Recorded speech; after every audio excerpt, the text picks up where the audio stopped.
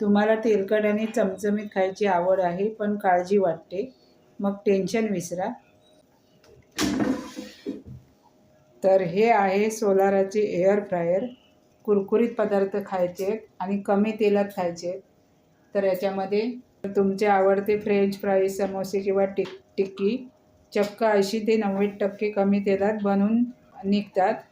बाहेरून कुरकुरीत आणि आतून छान शिजलेले असतात. वापरायला एकदम सोपे आणि स्वच्छ करायला पण एकदम झटपट आहे. आता डाएटची चिंता न करता बिंदास्त खा. तर तुम्ही पण अजून एअर फ्रायर घेतला की नाही ते कमेंटमध्ये सांगा.